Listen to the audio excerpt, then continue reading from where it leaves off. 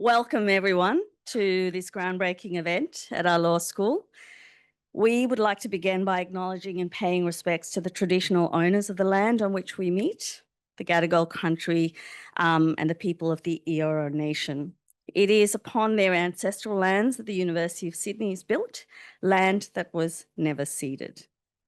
As we share our own knowledge, teaching, learning and research practices within this university, we also pay respect to the knowledge embedded forever within the Aboriginal custodian of country. We would also like to acknowledge the Palestinians who are with us today and those with close personal ties to the genocide in Gaza.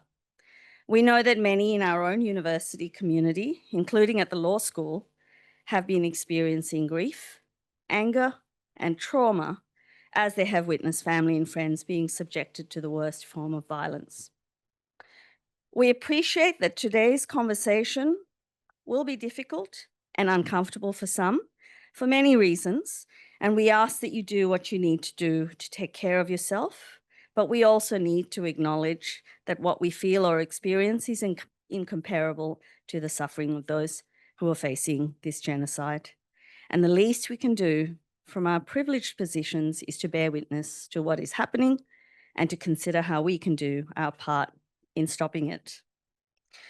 Many of you are alumni to our university. Welcome back. In particular, I think parliamentarians Stephen Lawrence, if he hasn't already, and Cameron Murphy will be joining us today. They are really part of a community that have gone on to shape public policy and, in fact, also this country. Now, let me say this. Our university has always had a strong tradition of fighting injustice, from the First Nations free ride in 1965 to the Gaza protests in 2023. The Freedom Ride was asking Australia to consider truth-telling, decolonisation, and acknowledging truth and justice. It was led by Dr. Charles Perkins, an Arrernte man and Kalkadoon man, and the first Aboriginal person to graduate from a university, this university, and it was a pivotal moment in our history. The ride preceded the 1967 constitutional referendum on Indigenous recognition, and that is the history that we like to remember today. But what we have appeared to have forgotten is that the Freedom Ride protests were heavily criticised at the time. Dr. Perkins himself was vilified and attacked even by his own community, or some in his own community, and that is not surprising. Aboriginal people were afraid of the consequences of upsetting what was at the time an apartheid state. After all, lawyers and civil rights activists, as we know, Nelson Mandela had been declared a terrorist and begun a life sentence for crimes against the forces occupying his country that same year in 1965. And in all cases, labels like terrorist, unsafe, and dangerous were used to distract from the real issues, that governments who treated whole groups of people like undocumented migrants in their own country were simply not being held accountable. It seems history does have a habit of repeating. And despite our difficult reckoning with our own history of genocide and apartheid, attacks continue on our right to protest and our freedom to engage in political discourse. Many of our alumni are the original influences that have gone on to shape public policy and the country. One of the most vocal was Sydney Uni alumni and now Prime Minister Anthony Albanese, who fought against significant budget cuts to university courses on this campus. But that is not all. As a newly elected MP at a rally 25 years ago, he stood with a microphone in his hand and shouted, "Stop the Israeli slaughter, free Palestine now." Media outlets claimed for every day for the last 2 years that Israel has a right to defend itself after October 7. That narrative removes any historical context to what is happening right now and erases the decades-long plight of our Palestinian people. Ironically, the PM's words in the footage that was broadcasted by these media outlets proved the exact opposite, that the Palestinian issue was already known in Australia and subject to criticism 25 years ago, And more importantly, it did not get decried as anti-Semitism, and the Prime Minister was not penalised for it. But times are changing, and dramatically so, and this comes back to our law school and the implications for all of us, particularly those working and researching in international law and human rights. In 2024, the PM penalised a young Labor senator who, by reason of her personal losses, spoke out for Palestinians being carpet-bombed by Israel. He said pro-Palestine students chanting from the river to the sea wouldn't have a clue where the Jordan River is on a map. Incidentally, the Prime Minister obviously does not live with a teenager armed with an iPhone. I literally get fact-checked in real time every day at every minute. He also delivered on his promise to hold an inquiry into hatred and ignorance on campuses.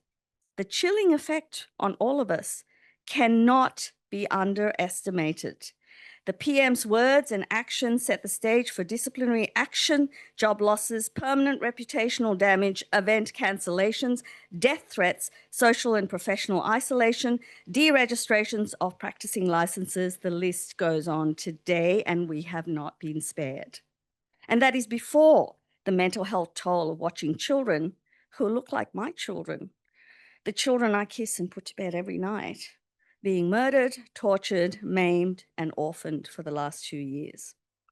Not surprisingly, against this background in Australia, in law schools across the country, conversations about war crimes have been reduced to whispers behind closed doors. So why am I standing here with my colleague Gaynor Graham supporting me, doing what many would call a career-limiting move?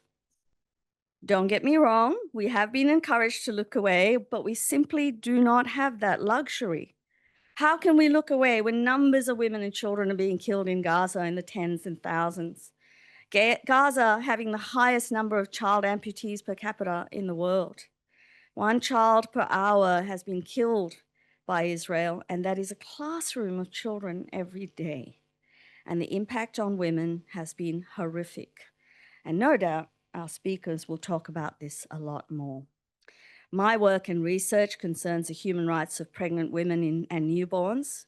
Within a month of the carpet bombing in Gaza, my NGO, Human Rights in Childbirth, received videos of occupation soldiers smashing and dismantling humidity crypts in maternity hospitals holding premature babies and arresting the frantic midwives and mothers who were trying to stop them.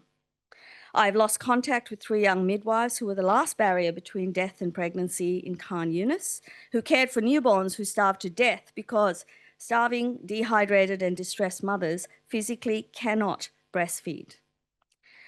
The other issue I've had is that last week, evidence from an Australian doctor, and I'm sure there are doctors in the room, who performed a cesarean section on a decapitated Palestinian woman, but she was in a way grateful because they do not have anesthetic. I don't have time here to list all the human rights violations and the war crimes, and I'm sure that this will be picked up by our guests. But let's face it, racism is at the front and center of all of it. So I guess what I want to say, a colleague at this university once told me, a war crimes expert, that feeling uncomfortable about having difficult conversations is not the same as feeling unsafe. And that is a wisdom that we all need to flex moving forward. And were it not for these difficult conversations, our 1967 referendum may not have ever gone ahead. Which brings me back to why today at this law school is so important. Law schools where international law and justice is honoured and researched and taught are best placed to have these difficult conversations. I would go further and say that it is our duty as law academics, and we should have started this conversation a long time ago. There is a very real risk that discontent and disillusionment amongst the global south over the way that high-income countries have dealt with this genocide will lead to a disengagement and ultimately the dismantling of international systems of law and the accountability we all value and in Australia we take for granted. In reality, at a time when human rights and freedoms are under challenge, the destruction of the UN and its instruments will affect all of us in profound ways. Which brings me to our guests in today's event. On 16 September 2025, The UN Commission of Inquiry on the Occupied Palestinian Territory, including East Jerusalem and Israel, released its long-awaited report on the issue of genocide in relation to the Israeli military operations in Gaza since October 2023. The report is the most authoritative assessment of this issue to date and will remain so until the International Court of Justice rules on the matter, not before 2027. Today is going to give us a forum to learn about the Commission's report from one of its authors, Commissioner Chris Sidoti. Chris will be in conversation with Professor Ben Saul, one of our own, Professor of International Law and UN Special Rapporteur on Human Rights in Countering Terrorism, who will also be highlighting the legal issues arising from the report. This is an opportunity for questions and discussion. Fleur will probably talk a little bit more about the Slido that we've set up here. Our speakers, Chris and Ben, will give us the tools we need to have the conversation we must have for the sake of, as I've spoken before, humanity, for the sake of international law, and for the sake of the personal rights and freedoms in this country. Now I'm going to hand the mic over to Professor Fleur Johns, who I want to thank for her leadership in this, and of course, the law school for pulling this together for us. And most important of all, my colleague, Gaina Kraim, who has, despite her personal pain and experiences over the last 2 years, has pushed for this event to go ahead. Thank you for your time.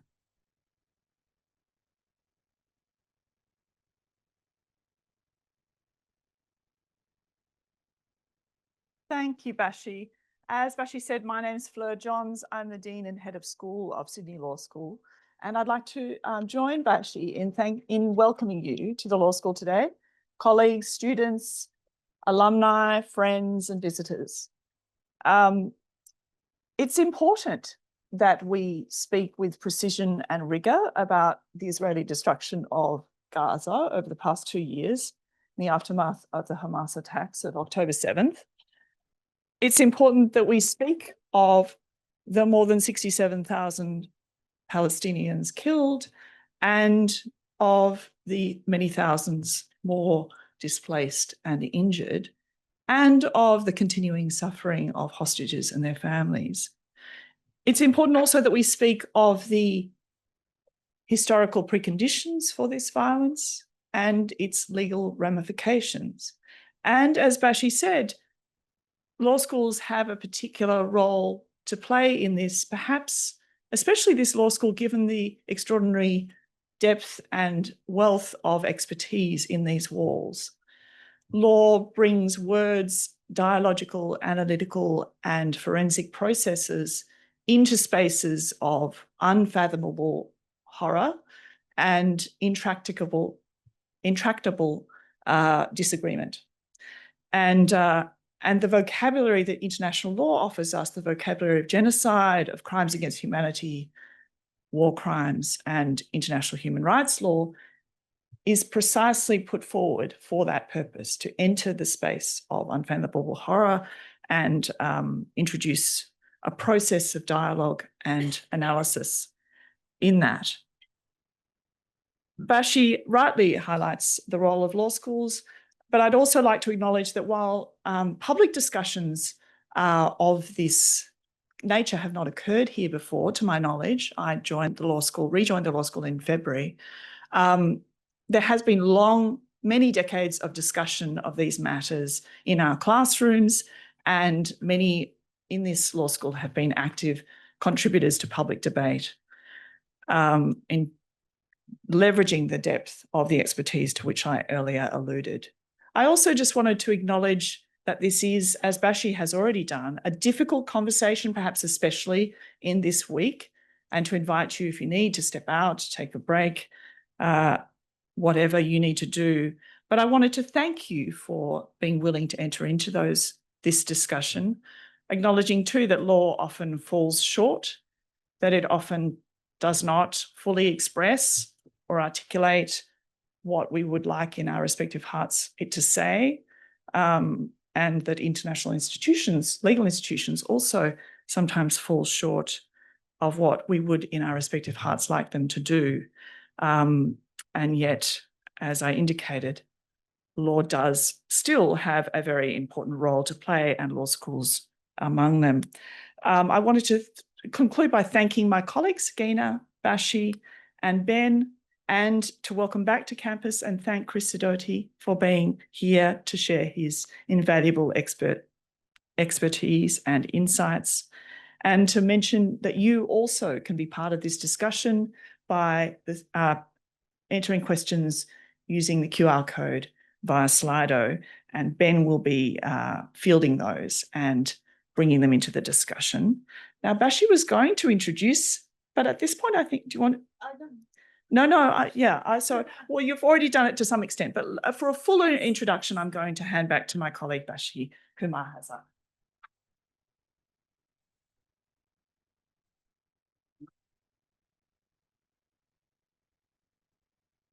So again, first talk, I'm sure.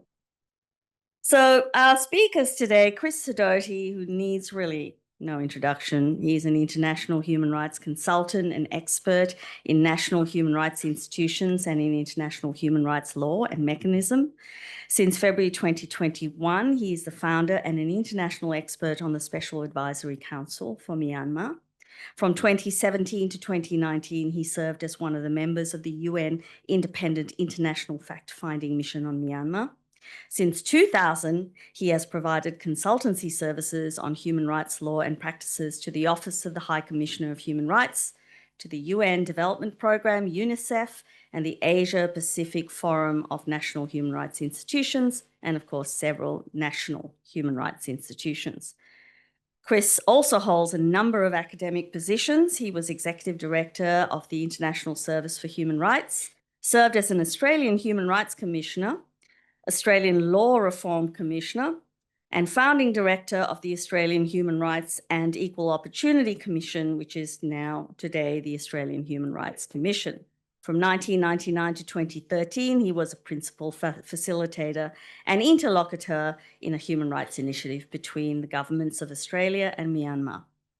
Professor Ben Saul is Challis Chair of International Law at the University of Sydney and the United Nations Special Rapporteur on the promotion and protection of human rights and fundamental freedoms whilst countering terrorism. He is an elected fellow of the Australian Academy of Social Sciences. He was the Golf Whitlam and Malcolm Fraser Visiting Professor of Australian Studies at Harvard University in 2019, and is a former Associate Fellow of Chatham House, the Royal Institute of International Affairs in London, and of course, the International Centre for Counterterrorism in The Hague. We'd love to have Chatham House rules here today, but I doubt it because I think there are some journalists in the room. And on that note, please feel free to use the Slido, of course, and Chris will take it over. Chris? No, it'll be Ben who's running the event. Go ahead. No worries. Good afternoon, everyone. Thanks so much, Bashi. I acknowledge Gina for her stellar work in bringing this event together, and thanks, Fleur, for introducing us as well. As Fleur said, it is a big week, obviously the second anniversary of October 7, and we obviously paid tribute to the victims of the attacks on that day, as well as the victims of state violations of human rights while countering terrorism in the 2 years since. The Trump peace plan was inked today, I think, just in time for the Nobel Prize tomorrow. So we'll see if it sticks overnight anyway. And I'm so delighted to be here on stage with Chris, who probably doesn't remember, but back when I was a law student at this law school in the 1990s, you were the Human Rights Commissioner, and we met at that time, and you were one of my inspirations to get involved in human rights and to try to make a career of it in far off Australia. And I'm delighted that we now interact from time to time in our UN capacities as well. I've got the easy job today. I'm just asking Chris questions, tough questions, I hope, and he's going to be squirming in the hot seat. Now, first up, I mean, this is a bit of a Dorothy Dixer. Could you just, for people who aren't experts in this area, lay out for us What is the Commission of Inquiry of the UN Human Rights Council? What does it do? What are its powers? How do you work in terms of running inquiries like this one? How do you gather information? What are the limitations of getting that information, given that Israel won't let you into Gaza, of course? And the genocide report is called a conference room paper, I read. What is that in UN jargon? Your first question, Ben's a great question because it can completely occupy us for the next hour and a half. So it avoids all those tough questions you talked about. But there's a pre-comment I want to make before the initial question, and that is to join with Bashi in her acknowledgements.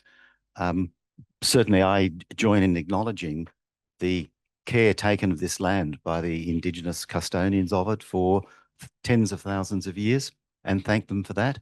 I acknowledge the Palestinian people and their friends and associates who are here today. And I acknowledge the Jewish people and their friends and associates who are here today. One thing that is absolutely crystal clear to me when I look at the experiences of other societies that have gone through periods like these last 2 years is that it takes many generations for those societies to recover. And historic experience tells us that both Palestinians and Israelis will take generations to get over what has happened in the last 2 years. And of course, that's not to say it started 2 years ago, it started a century ago, but these last 2 years have been the crystallization and the intensification and, God willing, inshallah, the culmination, the turning point of a century of suffering. But it will take Palestinians and Israelis generations to get over what has happened. Let's just hope it starts. Our Commission of Inquiry. We are ourselves an example of how long this has been going on. We've been around for 4 years. That's not much out of the 100, but we preceded 2023 by 2 years. We were established in response to the period of fighting before this period of fighting. In May 2021, there was another escalation of violence in Gaza. The Human Rights Council of the UN held an emergency session and it established this Commission of Inquiry. It had done so on previous occasions, but this time it was different. This time it decided we will establish a standing Commission of Inquiry that will not be time limited, will not be limited geographically or limited to a particular incident. There had been 3 or 4 of these bodies established previously looking at Gaza at specific incidents. The fighting of 2014, for example, the Great March of Return in 2017, 2018, I think. So these ones had been short-lived, limited scope. We, for the first time, were established on a standing basis with a broad mandate. And also for the first time, our mandate included violations of human rights within Israel itself, inside the Green Line. Both the Special Rapporteur, a mandate that's existed for more than 20 years, and previous commissions of inquiry were limited in their jurisdiction to the Occupied Palestinian Territory. We cover the whole region, so it was different. Our mandate was also somewhat different in its functions. As in the past and as in similar commissions of inquiry, we have responsibility to investigate, in our case, wide basis of investigation, not only international human rights law, but also international humanitarian law and international criminal law. So a law-based mandate to investigate, to, having collected evidence, apply the law in those 3 areas to the evidence, to form conclusions and to make recommendations. And also, unlike previous commissions of inquiry, to cooperate with international and national accountability mechanisms. And so we are specifically required to work with the International Court of Justice, the International Criminal Court, and national courts exercising jurisdiction in relation to these crimes under international law. We started our work in 2021. We reported for the first time in June 2022. We reported as required to the General Assembly and to the Human Rights Council. Each year we are required to do those compulsory reports. In 2023, late in September, we had a meeting and we adopted a work program for the next 2 years. The following week, we had 7 October falling, and by the 10th of October, our 2-year work program was in the bin. It was quite clear to us within 3 days that this was going to be an event, an episode in the 100 Years' War that was unlike any other, and that it required our principal focus indefinitely thereafter. And that's been the case. We've now produced, in the last 15 or 16 months, 4 compulsory reports, those to the Human Rights Council and the General Assembly, and 4 conference room papers. Ben asked about the difference. This is just UN jargon that need not worry you too much. I can tell you that the most important difference is that conference room papers, with that seemingly meaningless title, are more substantial by far than reports. But they are reports, but the compulsory reports have very strict word limits because they must be translated into all 6 UN official languages. A word limit at the moment, the word limit at the moment is 10,600 words, about 21 pages. There's only so much you can say in 21 pages, I can tell you. And conference room papers are very much supplementary reports. They are not limited as to volume. They are not compulsorily translated, which is why they're not limited as to volume or length. And they actually enable the most substantive discussion and reporting to take place. We have done 2 things with the issue of genocide. Firstly, we have released our report as a conference room paper. We did that on 16 September. And we did it as a conference room paper precisely because, in our view, it required very substantive analysis and discussion. It runs out at about 72 pages. And that was about the minimum length in which we thought we could do it properly. But in addition, on the 22nd, 23rd September, our latest report to the General Assembly was released. It is only 10,600 words, but it contains a 2-page summary of our genocide paper, so that the conclusions of our paper on genocide are part of the official record of the General Assembly now, having been included in the official report. So, you know, we're dealing with the UN, we're dealing with intense bureaucracy, we are dealing with total dysfunction. And as you would expect, we use every trick that we possibly can to get our work before the important UN bodies so that what we find cannot be avoided. So what brought the question of genocide into focus was South Africa launching proceedings before the International Court of Justice some time ago. Could you just explain, why did South Africa bring a case alleging genocide, not war crimes or crimes against humanity, which would have probably been a lot easier to prove before the court? And there's also been a lot of confusion about what the court ordered or has said about genocide so far. Could you just explain what are the provisional measures and what have been the findings in relation to genocide so far? The case was brought under the Genocide Convention. Like any court, the International Court of Justice faces the first question of, does it have jurisdiction? And its jurisdiction is in fact quite limited. It has jurisdiction in relation to matters arising under the Charter, and it has jurisdiction on a case-to-case basis, that is a party-to-party, where that has been accepted by the countries themselves. Only states, that is nations or countries, can bring cases before the International Court of Justice, and it's quite limited. The court does not have jurisdiction in relation to war crimes and crimes against humanity. So that's why these cases haven't, those issues have not arisen. And you're right, Ben, it's much easier to prove crimes against humanity and war crimes than it is to prove genocide. But the court has jurisdiction in relation to genocide under a specific provision in the Genocide Convention that gives it jurisdiction. And it's a jurisdiction that can be claimed by any country to the convention. South Africa was one, against any other country to the convention. Israel is another.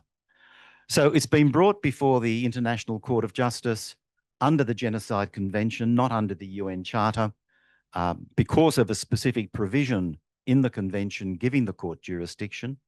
And it's been brought by one state party, South Africa, against another state party, Israel. The proceedings of the International Court of Justice could not be called speedy.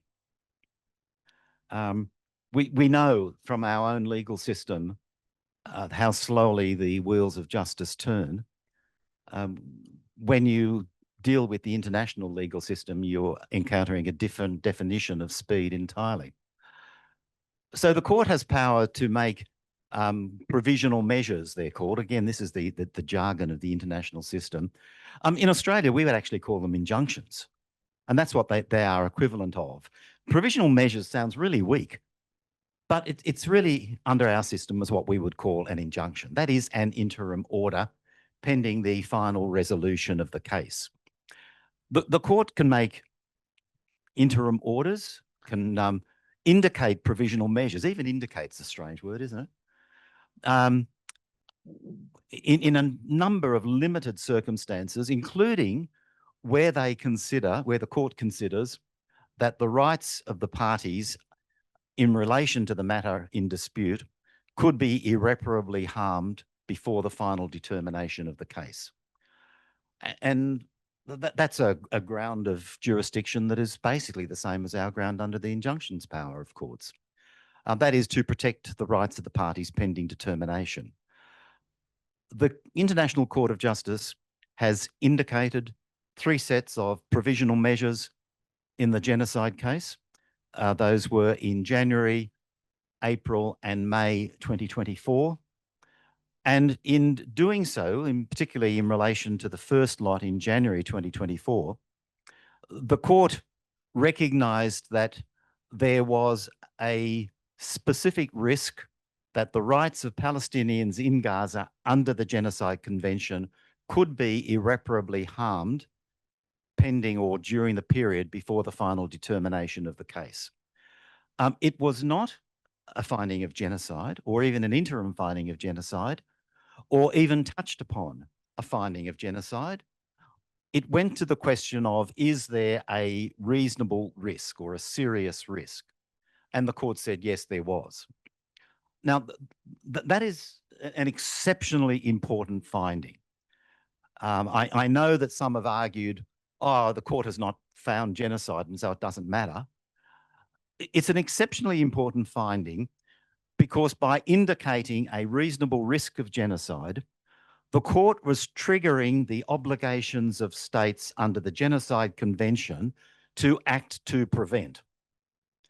The Genocide Convention bans not only commission of genocide, but also requires states parties to act to prevent. And there need not be any genocide before the obligation to prevent arises. I mean, prevent means preventing. It doesn't mean stopping, although that can be part of it. So clearly, when the International Court of Justice said there is a reasonable risk, then there could not be any doubt that it triggered the obligation to prevent under the Genocide Convention, which is an obligation binding all states parties to that convention individually, including us, Australia. We're a state party. It's not an obligation to take collective action, although it'd be nice if the Security Council took it seriously. It's an obligation on individual states parties to take individual action, collectively or individually, doesn't matter. It's an immediate obligation. So the provisional orders were firstly relevant to the state of Israel because it ordered Israel to do things, binding orders under international law, which Israel has not done. But secondly, it was a very important set of orders for all state parties to the Genocide Convention, including us. So on that question of duty to prevent, the Australian government has said whether genocide has been committed is an issue for the court to determine. Has it taken any steps to fulfill its duty to prevent genocide? And as a second part of that question, you know, the duty to prevent genocide is one which ultimately leaves the choice of means to states to determine how they fulfill that duty. Where does that leave us in terms of, you know, what we can reasonably expect countries like Australia to do, whether it's sanctions or the arms trade or any other kinds of measures? I'm not aware of the Australian government saying that it has done anything to prevent genocide. I think, in fact, it could argue that the ban on the provision of arms and only arms to Israel is an example of action taken to prevent the commission of genocide. It's not claimed that. I think in general the Australian government is trying to avoid the issue as much as it possibly can. Is it a legal fig leaf that we could call it, covering the Prime Minister's nakedness? I'm not aware. They haven't said anything about it. But I think they could argue that the arms ban, in the extraordinarily limited form in which it's been imposed, could constitute action to prevent genocide. But what we could reasonably expect, I need to cross-reference to another decision of the International Court of Justice. In July last year, the ICJ gave a decision not on a dispute between two states, but at the request of the General Assembly. The jurisdiction of the court is to provide advice on the request of the General Assembly or the Security Council, and it did so in relation to the question of whether the occupation and the settlements were lawful. That request actually came as a direct result of the work of our commission. Our report to the General Assembly 2022 had done our analysis of the lawfulness of occupation and settlement, and we had found that, in our opinion, the occupation was now unlawful and the settlement policy was now unlawful. And we said to the General Assembly, that's our opinion and we got confidence in it and we're pretty smart, but you really need the decision of the International Court of Justice to put this beyond doubt. They're the ones who ultimately decide. And that's the case with our genocide report too. It'll be the court which ultimately decides. And the General Assembly accepted that recommendation almost immediately, within 6 weeks. The request had been made to the International Court of Justice, and in July last year, the court gave its decision. And firstly, it found exactly what we had said. It agreed with us that the occupation was unlawful and the settlements were unlawful. In the opinion, it addressed the responsibility of other states in relation to unlawful activity. And it was in the context of the occupation, but its comments apply equally to other areas of international unlawful activity, including genocide. And the court said that, yes, it's up to individual states to decide, as you've indicated, Ben, but it gave 5 areas in which the states should be looking at action: political, diplomatic, economic, including financing and trade, military relationships, and cultural relationships. That's a really clear indication from the court, first, of the comprehensive nature of the examination of response, but secondly, of the 5 specific areas that need to be examined. And so when we say, what can we expect under the law from Australia in relation to prevention of genocide, I cross-reference this decision and say they're the 5 areas that the Australian government should be looking at to determine what we can do not to aid and assist unlawful activity. And so that's a negative, if you like, but positively, what to do to prevent genocide. And the same also applies to war crimes and crimes against humanity. Common Article 1 of the 4 Geneva Conventions imposes an obligation not only for states, Australia, to observe the conventions, but also to ensure respect of the conventions by all other states. So we also have obligations in relation to war crimes and crimes against humanity in relation to the activities of the State of Israel that violate those. And I would add, our commission we undertook a quite comprehensive examination of what happened in southern Israel on the 7th and 8th of October. Our report on that is more comprehensive than anything produced by the Israeli government or the Israeli military, because they don't want to investigate it. And we found that Hamas and the associated Palestinian militants committed war crimes on the 7th and 8th of October. We had found 12 months before that the firing of rockets indiscriminately on population centres out of Gaza also constituted war crimes. But that's not usually mentioned in reports of our work. So these obligations to ensure respect for the Geneva Conventions also apply in relation to Hamas and Palestinian and Islamic Jihad, not just in relation to the State of Israel. I want to take you now to the heart of your findings on genocide, and we've got the definition up on the slide here.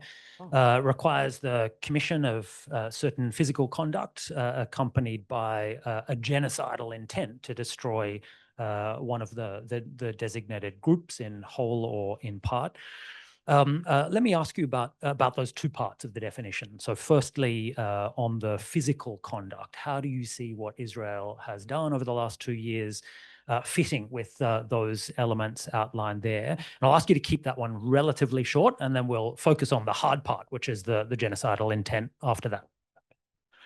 I'm really glad that's up there, because it saves me trying to explain each of them without you seeing the words. Genocide and international crimes are exactly the same as domestic crimes. They have to have the two elements, all of the lawyers in the room know the language: actus reus, mens rea, a guilty action and a guilty intent. And so far as genocide is concerned, there are 5 categories of act. These 5 categories are independent.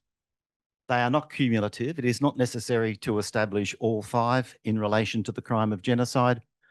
Any one is sufficient to constitute a genocidal act. We found in our work that 4 of the 5 acts have been committed in Gaza since 7 October 2023. The only one that we did not find evidence of was E. Can I divert for a minute? This report is the 3rd time in my professional work that I've had to examine the question of genocide.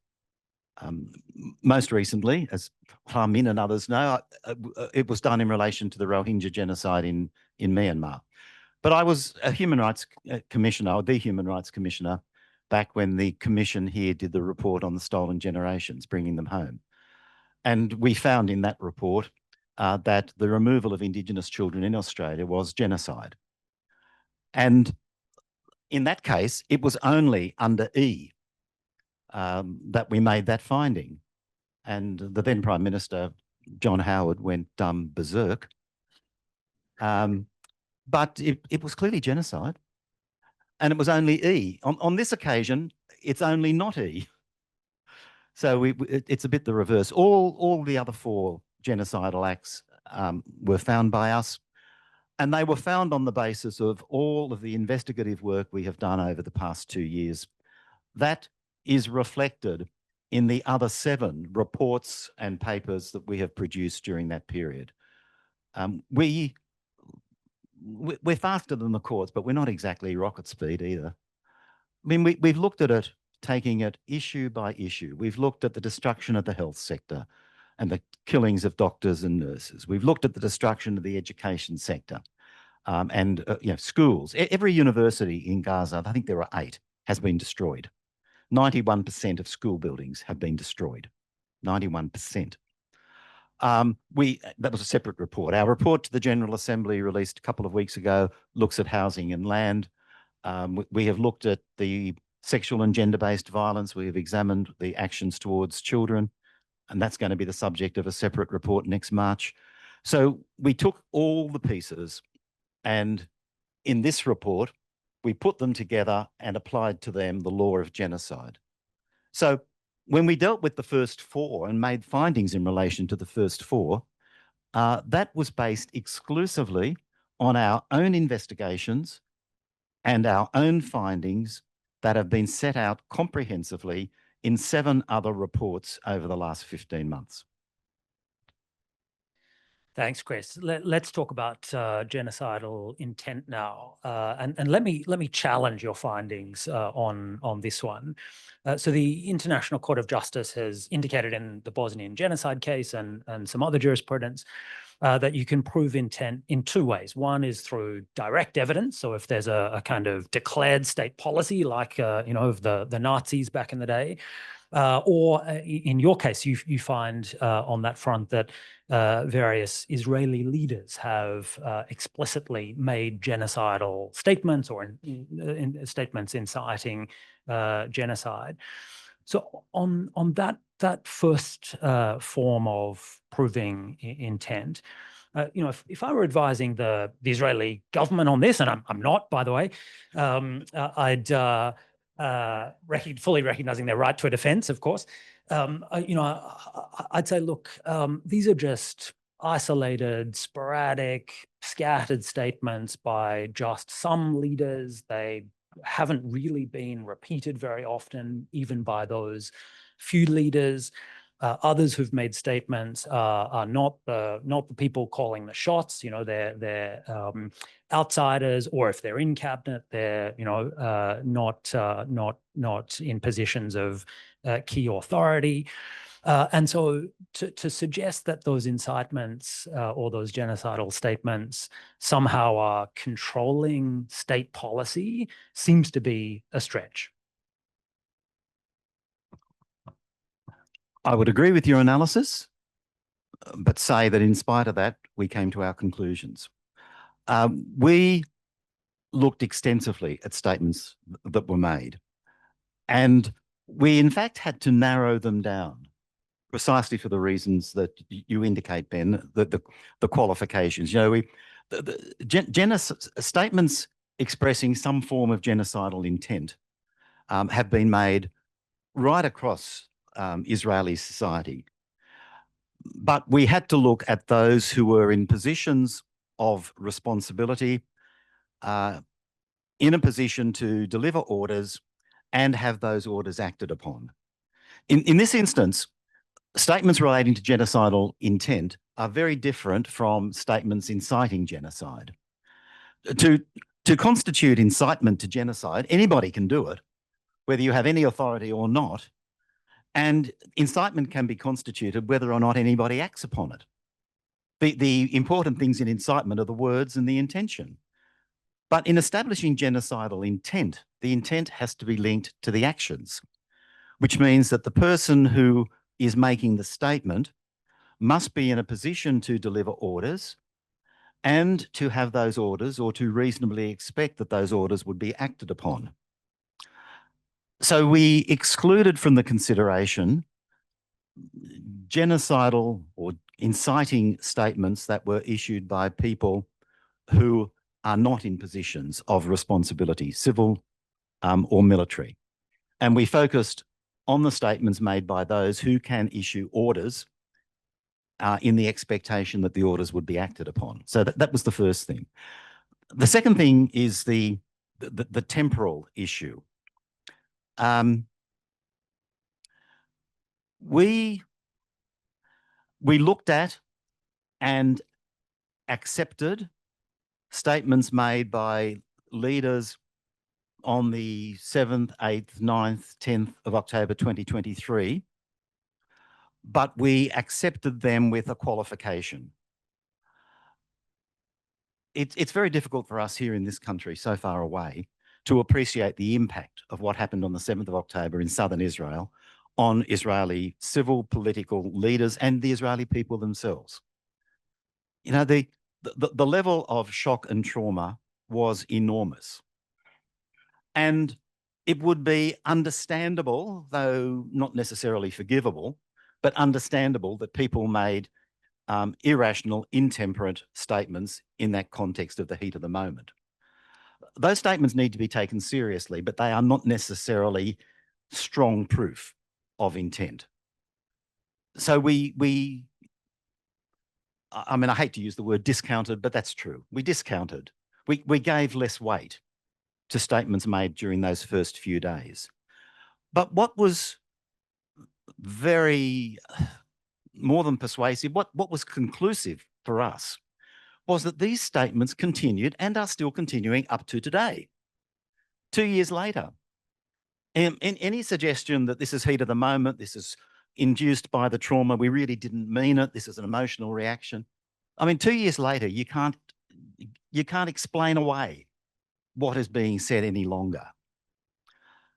And then the third factor was how widespread these statements were within the Israeli leadership. Our report actually quotes statements made by the Prime Minister, the President even, the President, the Prime Minister, the Minister for Defence, senior military leaders, members of the Security Cabinet, which was the War Cabinet running the war. It wasn't just the view of one person or two people, but it was right across the leadership. And secondary statements from people like Ben Gvir and Smotrich were less important because they were not members of the War Cabinet. But again, they were cabinet ministers. They are cabinet ministers still. And they are capable of expressing the policy of the government, even if not in a position of command themselves. And so their statements too have some evidentiary value. So we were in fact conscious of the particular qualifications that you, on behalf of your client, the Israeli government, have raised during the course of these proceedings, and we reject them. Yeah, I act for whoever pays me the most. So I mean, the question then is whether those statements were acted upon and influenced conduct on the ground. There was a lot of graffiti put up by Israeli soldiers in Gaza, repeating the words issued by Netanyahu, Ben Gvir. And we have videos of Israeli soldiers standing outside sites of destruction, repeating the same words. You know, one question that was raised when Netanyahu made a reference to an Old Testament from Christian Bibles, Hebrew scriptures story about Amalek. And, you know, one issue was, oh, no one knows what Amalek is. That's a real particular religious thing and most secular. But the Amalek story appeared in the graffiti on many occasions, and soldiers in videos were telling the Amalek story on videos that they produced themselves. And in addition, the argument that Israeli society is predominantly secular is being challenged now. But there are also military units that were active in Gaza and are still active in Gaza that are only made up of religious observant Jews. Who would know the story of Amalek? Because that's what they study in the yeshivas all the time. So, you know, there was evidence that the statements by the leadership were being accepted by the soldiers and acted upon. And the pattern of operations that were there, this is the second part that you're about to go into, also reinforced that the statements were being implemented on the ground. So the other way the International Court has said you can prove genocidal intent is through, in the absence of a state policy, is through a pattern of conduct, as they call it. They've set a very stringent standard. They've said, you know, a genocidal intent has to be the only reasonable inference that you can draw from that pattern of conduct. So again, you know, were I advising Israel, I'd say, look, there are so many other explanations for the violence, which are far more plausible than genocide, that it would be very hard for the court to find that Israel had committed genocide. Let me give you some examples. The war aim of simply destroying Hamas at any price, rescuing hostages, ensuring Israel's long-term security, collective punishment of Palestinians for the crimes of Hamas, ethnic cleansing. I mean, I probably wouldn't want to defend Israel by saying we're merely ethnically cleansing, not committing genocide, but it's still an explanation for the court to consider. Paving the way for annexation and settlements, and a real estate bonanza on the Gazan coast. Vengeance. I mean, when I talked to Israeli, including IDF people after October 7, the dominant spirit was simply vengeance. People wanted revenge, and they wanted to smash Hamas and punish Palestinians. But that doesn't make it genocide. And all of those things are equally evidenced in the statements of Israeli leaders and soldiers, actually more prolifically than the evidence for genocide. On top of that, Israel has taken precautions in military operations. It has given warnings. It has evacuated people from areas subject to military operations. It has provided foreign aid, humanitarian aid, not enough, but it has provided it.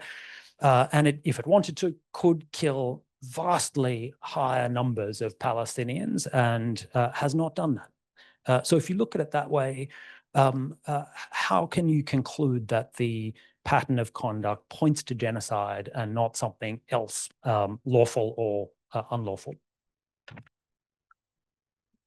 The international law uses the term inference, that genocidal purpose is the only inference, and that can be used to determine genocidal intent. The equivalent expression in our domestic law is circumstantial evidence.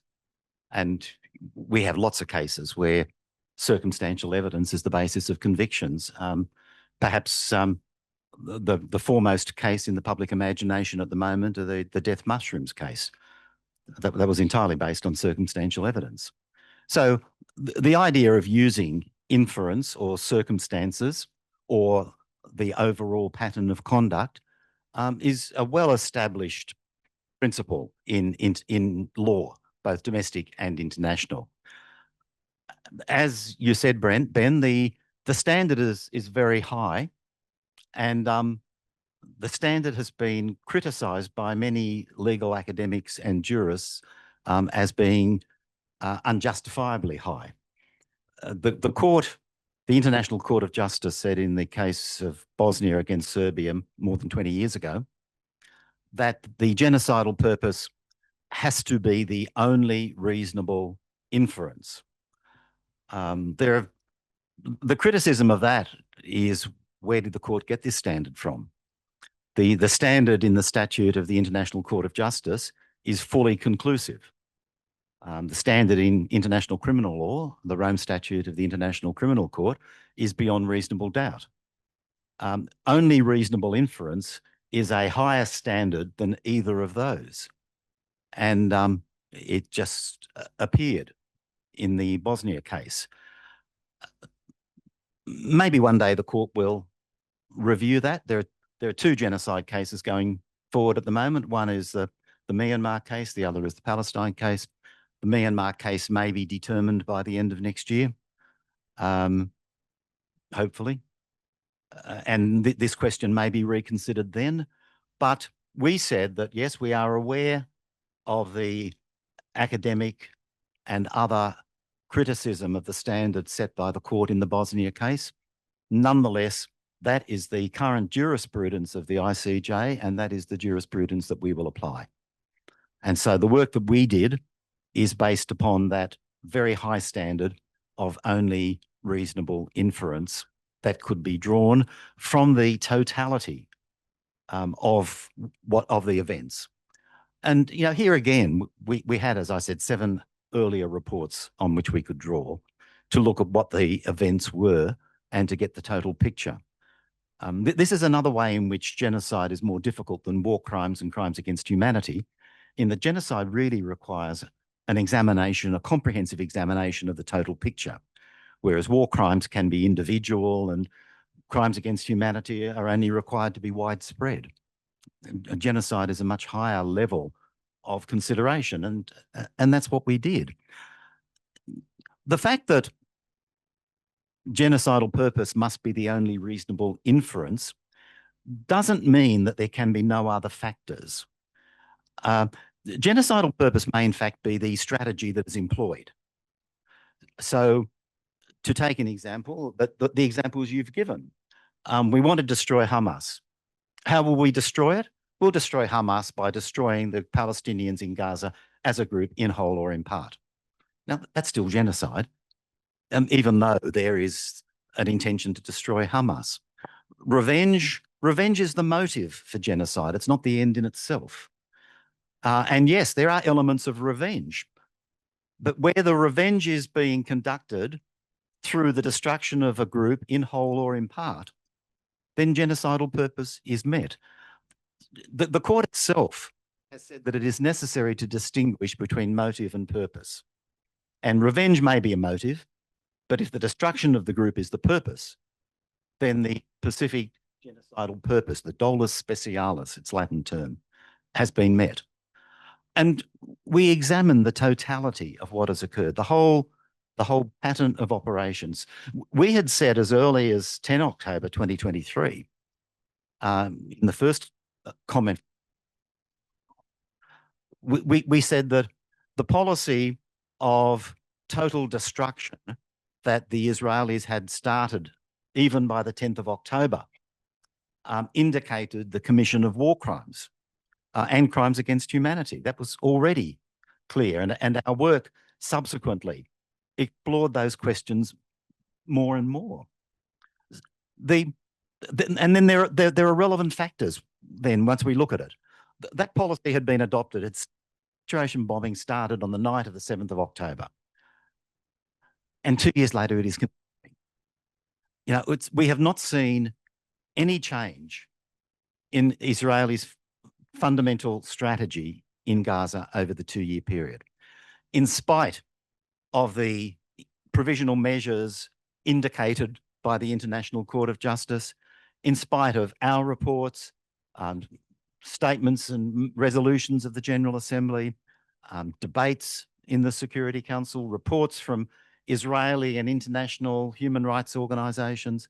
In spite of everything, there had been no alteration in the policy of total destruction that commenced on the 7th of October. And that's relevant to genocidal purpose. The policy of starvation, the total siege, is clearly directly relevant to genocidal purpose. That policy, now expressed in form of starvation policy, is in fact the end product of a policy that's been going on since 2007. That's when the siege of Gaza started, imposed by Israel with the complicity of Egypt, and enforced by Israel and Egypt continuously since 2007. And the screws were tightened in October 2023, and they were tightened again to an extreme form in March 2025. They have been loosened in the last month, but only marginally. So the pursuit of that policy consistently and more intensively over the period is directly relevant. For me as an individual, I mean, we got 3 commissioners on our commission. You know, we have to decide our views individually and then collectively. For me as an individual, the fact that clinched the argument was the impossibility of escape. And this distinguishes what has happened in Gaza from any other situation that I know of in my lifetime of mass slaughter. When the Russians unlawfully invaded Ukraine, around, I think it was 7 million Ukrainians fled into Poland, then to Germany, into Western Europe. When the civil war started in Syria, A similar number of Syrians fled into Lebanon and Turkey, and from Turkey we know the million refugees in Europe in 2015.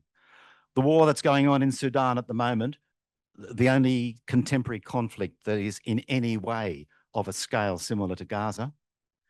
In the war in Sudan, people are going into Chad and to South Sudan and to Central African Republic. There are possibilities of escape. There is no possibility for the 2 million people who are trapped in Gaza to escape. If the Israeli authorities were interested in saving, that is protecting, I'll use the word protecting because that's the obligation under international humanitarian law. If they were interested in protecting civilians in Gaza, which is their obligation under the law, they would allow them to enter Israel. That's the logical place for them to go, especially when 90% of them and their families came from Israel in the first place. 90% of the population of Gaza are direct refugees or descendants of refugees from Israel in the 1947, 48, 49 war. They could have, the Israelis were able to impose rigid security checks in relation to the internal so-called evacuations, internal movements. They had facial recognition software, they had strip searches, all this stuff on all of the roads evacuating people from the north of Gaza to the south of Gaza from late October 2023.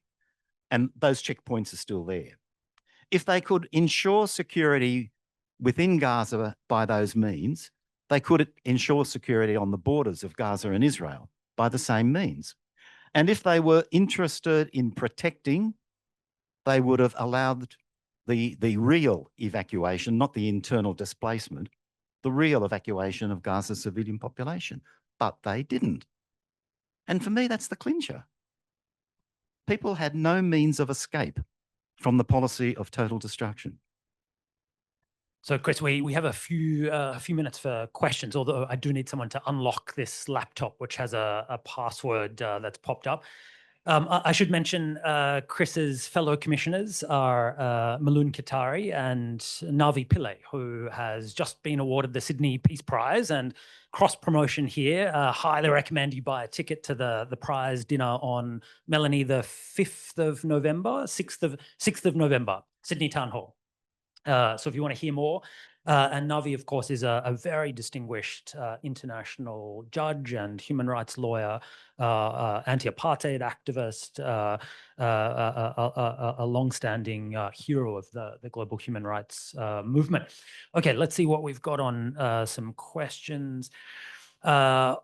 Okay, this is a good one. How do I bear witness to the genocide without also fanning the flames of opportunistic anti-Semitism? That's an extremely important question. There is no doubt in my mind whatsoever that the last 2 years have inflamed anti-Semitism, and they've also inflamed Islamophobia, or more specifically, anti-Palestinian sentiment as well in this country and in many others. Anti-Semitism has been described as the oldest form of racial and religious hatred, and I think that's true, certainly the oldest surviving. In this country, I think we've seen evidence of the fact that this issue is more complex than simply presenting it as historic Jew hatred. We've had all those criminal elements involved and the various ulterior motives, but even allowing for that, certainly anti-Semitism now is inflamed compared to where it was 2 years ago. For me, there are two problems. The first problem is the use of anti-Semitism as a shield when there is no anti-Semitism present. And in that way, Netanyahu and his mates and the Israeli ambassador in Australia as well are at least as responsible for inflaming anti-Semitism as those who are ideological or psychiatric Jew haters. Anti-Semitism is an extremely serious issue. It has resulted in the deaths of millions of people during the course of the last 1,000 years. It's not new. It is an extremely serious issue, and it should not be trivialized by being used as a political defense. And, you know, I can cope with being called an anti-Semite because I know it's just being used as political jargon. But I cannot cope with treating such a serious issue trivially. And that's exactly what Netanyahu and his mates are doing. And that's something that makes me angry. I don't care what they say about me, but treating this issue trivially makes me really angry. How we respond to it, I'm going to sound like a lawyer. We can only respond to it on the basis of fact and law. You know, we've got to keep on going back to what the facts are of what has happened. And we are entitled to find facts and call them for what they are in legal terminology. That's not anti-Semitic. If it were lies, it would be. If it were distortions, it would be. But you know, I remain an old-fashioned child of the Enlightenment. I believe in fact, and as a lawyer, I believe in law. And if we stay with fact and law, I think we are safe from a true, serious complaint that we are being anti-Semitic. But I get angry at the trivialization of this issue. Thanks, Chris. So we build this event until 2:15, which is right now. So we're bang on time. If anybody wants to leave now, you're welcome to go and do other things. We do have the room for a bit longer though. So what I propose is that we keep going to at least 2:30, so another 15 minutes. Anyone who's wants to stay is very welcome. Anyone who wants to leave, we'll just give you a moment to step out. Chris, you're fine to stay till 2:30. Yep. Perfect. And thanks everyone for coming along.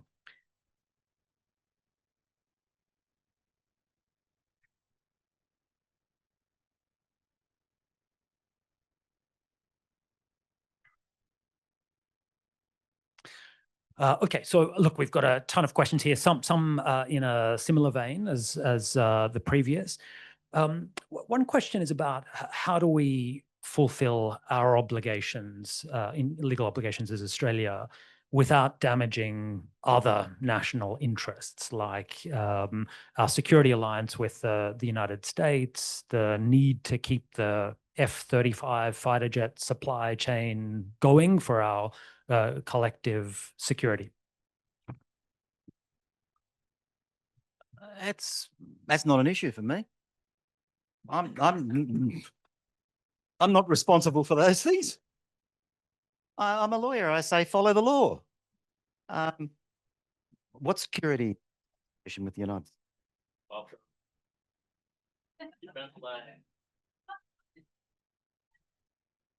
Short and sweet. Okay. Let's another one here. Can more harm sometimes be done by isolating an offending state because it fuels domestic grievances, creates a sense of national solidarity? So this is the argument that sanctions can be counterproductive and, you know, stiffens national resolve against outsiders. Look, that's a very tough question, but it brings me back to the same answer, I'm afraid. You know, I'm a lawyer. You've got to follow the law. And yes, we lawyers should not exist in the ivory tower without regard to the consequences of our actions. But in my experience, a failure to ensure accountability for atrocity crimes leads to the repetition of atrocity crimes. And it may be hard to manage the immediate consequences, what you described, or the questioner described, Ben, you know, the backlash, building a sense of resistance, solidarity amongst, in this case, Israeli citizens. But we have to manage that. But unless we actually have accountability, this is going to keep on going for another century, as it has already been going for a century. And I say, you know, I'm really old. I've dealt with a number of situations, and this is really a common factor that, you know, unless and until there is accountability, you're destined to constantly repeat the history of the past. And if we really want to stop it, we have to manage the consequences, yes. But there's no way that these kinds of activities will end unless and until we have accountability. The best way to ensure that Israel complies with international law is to have Netanyahu sitting in a jail in The Hague.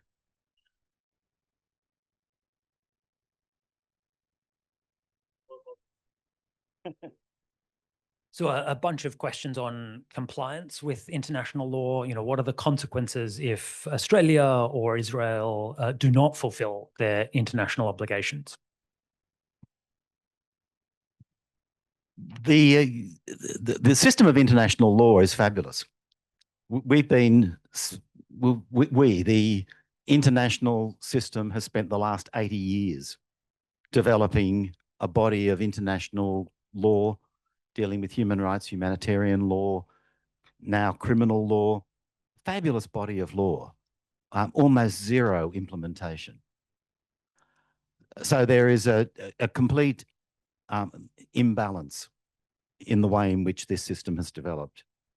And what are the consequences for Israel and Australia?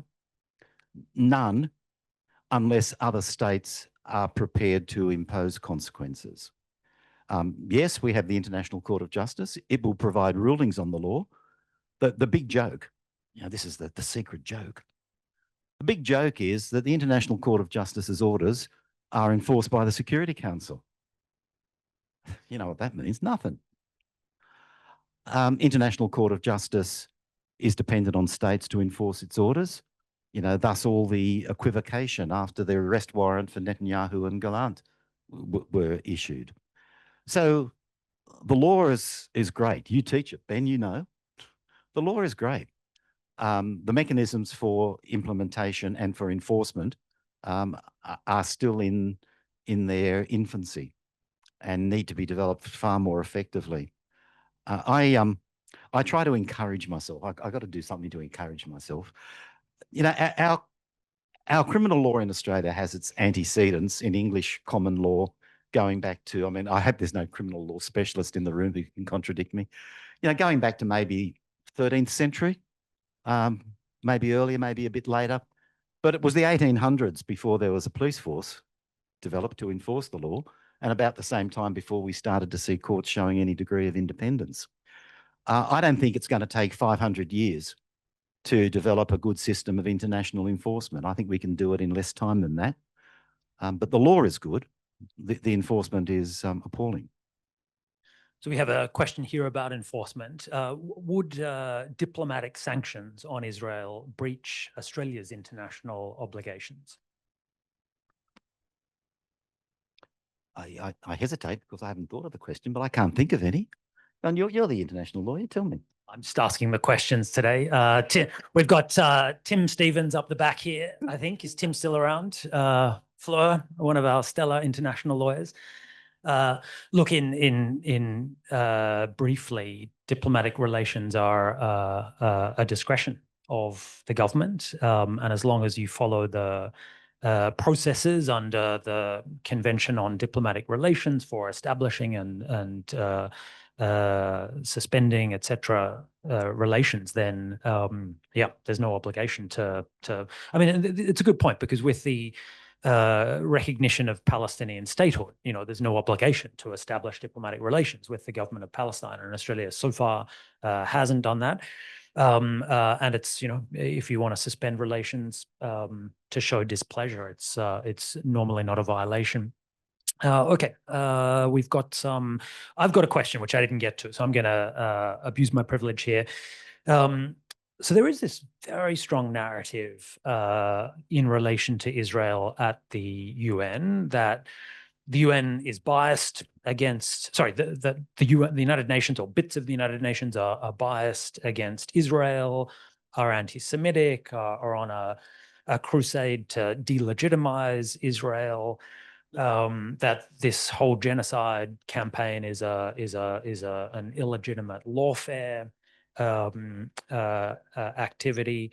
Why, for example, haven't you written a report on whether Hamas's attacks on October 7 were genocidal, and you've just gone after Israel?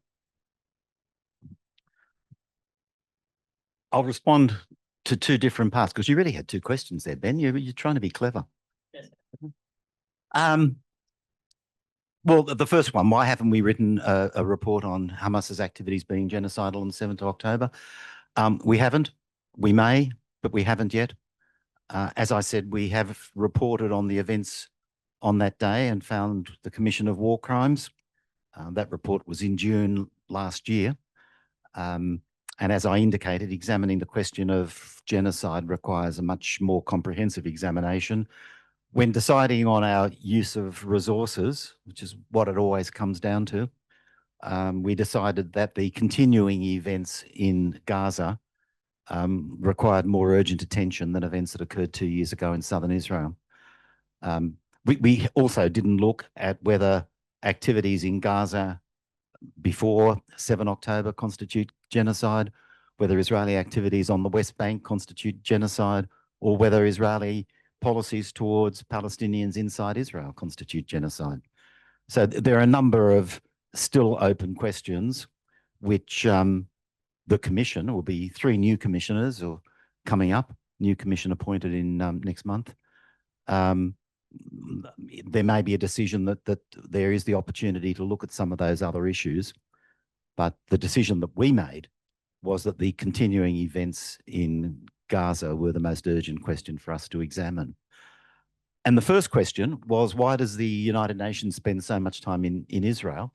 There are frequently quoted statistics produced by the Israeli government and its advocates that there are more UN resolutions on Israel than on all other states put together. I haven't done the math, but I accept that that's true. And for me, that gives rise to 2 conclusions. The first is that all of the attention given to Israel doesn't mean that Israel's getting too much attention. It just means that other places aren't getting enough. So I'd be very happy to see no reduction in the attention paid to Israel and more attention paid in addition to Sudan in particular, Myanmar, DRC. You know, these are places that deserve much more attention than they're getting. But you can't argue that because Israel gets so much attention, it's too much compared to other countries. It's just that the others are not getting enough. But the second issue for me is that the UN has a particular responsibility for the situation between Israel and Palestine because of the history. Palestine was a League of Nations mandate that was handed over to the United Nations. And in 1947, the General Assembly decided to dissolve the mandate and to establish 2 states side by side, one Jewish and one Arab, were the words in the resolution, living in peace in an economic union with Jerusalem as an internationalized city. The UN has been up to its ears in the situation in Israel and Palestine for, well, probably the last century since the League mandate, but certainly since the 1947 resolution. And it cannot walk away from a situation that it has been so instrumental in creating. That's why, fundamentally, it requires the amount of attention that it gets, because the UN is largely responsible, or partly responsible, and Australia played a part. We were on the committee that recommended the 2-state approach, and we were the first state, I think, to vote in favour of the so-called 2-state approach when it came to a vote at the end of 1947. So we individually have been an active player in this situation from the beginning, and the United Nations international system has as well. So we're stuck with it, whether we like it or not. on other situations, it was a positive development this week at the Human Rights Council to establish an investigative mechanism for Afghanistan, which is a positive step forward, although whether there's money to fund it is the million-dollar question. Last question, Chris. So Trump's peace plan lays out the future of Gaza and Palestine. But one of the things that struck me about it is that it says absolutely nothing about justice and accountability for international crimes, serious human rights violations in this latest phase of the conflict or in previous phases. And to the contrary, it gives a blanket amnesty to Hamas members, even if they've murdered, taken hostages, sexually abused people, etc. What hope do you have when governments around the world don't seem to prioritize justice or accountability and put all of these other interests above the interests of victims? Here it comes down to our responsibility. Now, we've got a room with, I would guess, a great majority of you lawyers. You know, lawyers are responsible for the law. It's not overly surprising, is it, that governments are not interested in accountability for their actions? It's not overly surprising that what's called the Trump peace plan doesn't deal with any question of justice or accountability whatsoever. I would have thought it was a natural consequence of the philosophical approach of those who are promoting it. I mean, governments inherently will not be interested in accountability, particularly legal accountability for criminal activity. But we're the ones that have to keep on saying that it's necessary. And as I said before, it is necessary because we are destined to repeat history unless we have it. Thank you from me. I'm not sure if someone is going to close or...